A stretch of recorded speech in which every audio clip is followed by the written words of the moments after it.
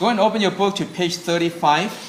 So today you're going to use the trigonometric ratios to solve some word problems. Okay, so let's go over some of the terms. So on page 35, you have two terms that you need to know. Okay, so you have the angle of elevation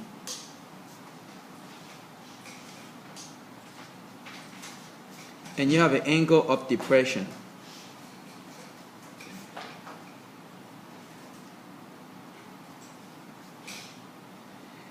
So angle of elevation is when the observer or when you see something, when you're looking up. So angle of elevation is the horizontal line is your reference. So angle of elevation, again, think about the word elevator, right? Elevate means go up, right? So that's your angle of elevation. Again, elevation means going up. Angle of depression is going down from the horizontal. So that's your angle of depression. So again, everything is from the horizontal. So horizontal is your reference. So elevation, you go up. Depression, you go down. Okay. So now let's go and do some examples. So let's look at example 2.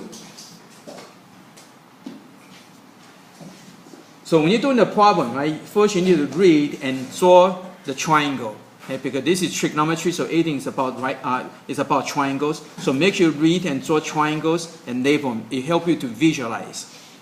So example 2, it says to save time or because of the lack of landing facilities for large jets in some parts of the world, the military and some civilian companies use air-to-air refueling for some planes. So see figure 3.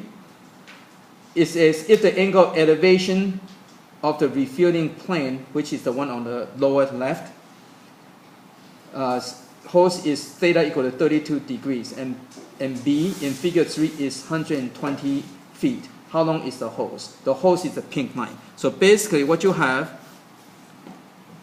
is you're looking for this one right over here. That's the length of the hose. Okay? And B is over here and theta is over here. So it tells you that theta is equal to 32 degrees.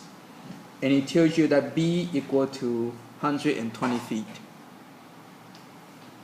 So you're looking for that. So what you want to do normally, what you want to do is you go ahead and write what you're looking for, right? So you're looking for X and over what is giving. So X over B equal to, so this over this. So that is secant. Okay, so again, this over this, that's secant. Or when you cross multiply, so you're going to get X equal to B secant theta. Now, if you don't like secant, then convert into cosine, right? So X will equal to B over cosine theta. Okay, because this over that is cosine. Okay. So again, you have to look at the picture, write down your variable. So this is the two numbers that you need to use. Therefore, you got to know, which ratio, right? So remember, you must memorize those 6, right? So after that, you can put in the numbers. So 120 over cosine of 120. And so get your calculator and just punch in the numbers. Okay. So actually 120 degrees. And make sure your calculator is in the degree mode. Okay, so 120 divided by 120 cosine equal, so I did something bad. 32.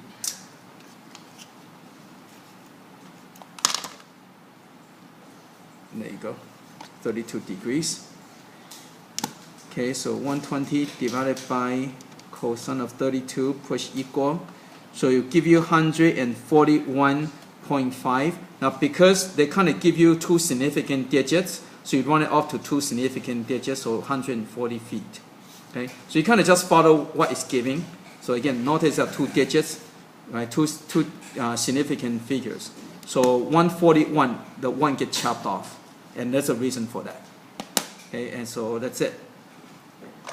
Okay, so the key concept to this section is read the problem, draw picture, label numbers, okay? And just like the homework you just turned in, you look at your ratio and figure out what function you need to use. Then after that, just substitute the numbers and work things out. Okay. Okay, let's go and do example 3. So again, this section is an application. So what, real life application can you use, the trigonometry? So again, this is just give you some example of the usefulness of trigonometry. So example 3. So this is astronomy. So the example 2 we just look at is, applied to aviation. Now example 3 is applied to astronomy. Okay, so if we know that the distance from the Earth to Sun is approximately 93 million miles, and we found the largest angle between the Earth-Sun line and the Earth-Venus line is 46 degrees. How far is the Venus from the Sun? Okay, it says assume the Earth and Venus have a circular orbits. Okay, they're kind of difficult, but it's pretty close to circular. Okay, so basically what you have is, here's the Sun, okay, here's the Earth, and here is, and the furthest away is so it's going around the orbit, right? So that is the right angle right over here. And so here's the Venus, okay? And so you're looking for so how far is Venus from the Sun? So that's what you're looking for, that's X. And when you use a telescope to look at the angle, to measure the angle, this is 46 degrees. And this is 93 million miles. Now, how do they know, how far is the Earth to the Sun? Obviously, they did not use the measuring tape and measure, right? Well, how do they do that? Well, same thing. The way you measure the distance, right? So they can use the trigonometry to figure out the distance to the Sun. Okay. So anyway, for this one, so if you're uncomfortable with this picture, you can turn it around. Okay. You can flip it over or whatever. So if you flip it over, it becomes like this, right? So that's a V, and this is the Sun, and this is the E, right? And the hypotenuse is the 93. And this is a 46 degrees. Okay, so again, if you don't feel comfortable with that triangle, feel free to flip it around. Okay, so again, so now you use your ratio, right? So this over this. So I'm going to call, so you have the, you have to use this too. So you got X over 93 million. So you have to figure out what function is this. This 2 is cosine function, right? Sine function. So this is sine function, right? It's vertical, right? So this is equal to sine of 46 degrees. So you can just write down the ratio, and then from this 2, look at the picture, figure out what function you're supposed to use. Either sine, cosine, or tangent, or secant, cosecant, cotangent, right? So that's why it's so important. So those are your basic. You must know those 6 ratios. Okay, then so X will equal to 93 million times sine of 46 degrees. So get your calculator. So 46 sine times by 93. Okay, so X is equal to 66 898,601. Unit is miles. Okay, now remember, you kind of follow the significant digits, right? You cannot get that accurate. So what happened is that notice they give you 2 significant digits.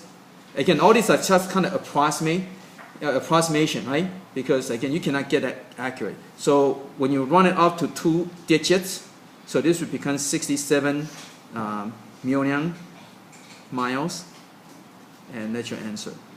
So again, the answer should kind of follow what it's giving. Okay, and that's it.